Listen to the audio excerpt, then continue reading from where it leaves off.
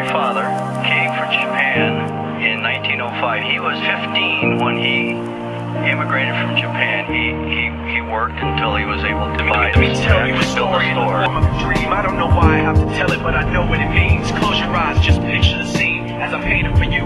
It was World War II when this man named Kenji woke up. Ken was not a soldier. He was just a man with a family who owned a store in LA. And that day, he crawled out of bed like he always did, bacon and eggs with wife and kids. He lived on the second floor of a little store he ran. He moved to LA from Japan. They called him immigrant. Japanese, he'd say he was called Issei. That meant first generation in the United States, when everybody was afraid of the Germans, afraid of the Japs, but most of all afraid of a homeland attack. And that morning, Ken went out on the doormat. His world went black, cause right there, front page news, 3 weeks before 1942, Pearl Harbor's been bombed and the Japs are coming. Pictures of soldiers dying and running. Ken knew what it would lead to, just like he guessed. The president said the evil Japanese in our home country would be locked away. They gave Ken a couple of days to get his whole life packed in 2 bags, just 2 bags. Couldn't even pack his clothes. Some folks didn't even have a suitcase to pack anything in, so 2 trash bags is all they gave them. And when the kids asked Mom, where are we going, nobody even knew what to say to them. Ken didn't want to lie. He said the U.S. is looking for spies, so we have to live in a place called Manzanar, where a lot of Japanese people are. Stop it, don't look at the gunmen. You don't want to get the soldiers wondering if you're gonna run or not, because if you run then you might get shot. Other than that, try not to think about it. Try not to worry about it being so crowded, cause someday we'll get out. Someday.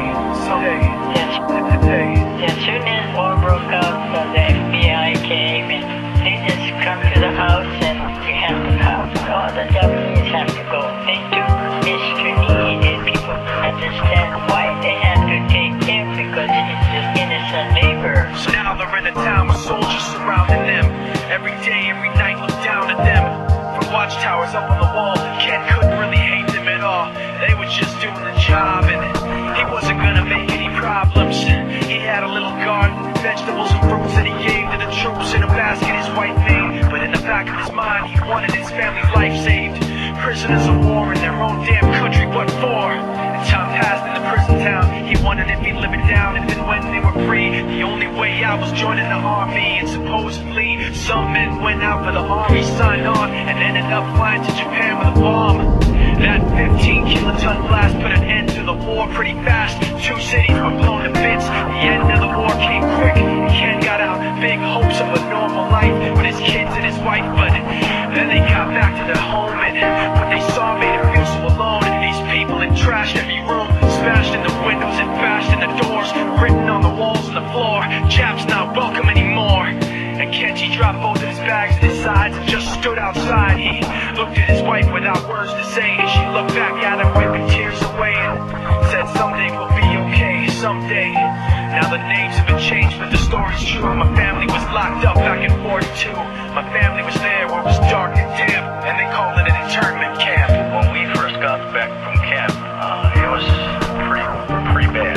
I remember my husband said, oh, we're gonna stay till last. Then my husband died before they closed the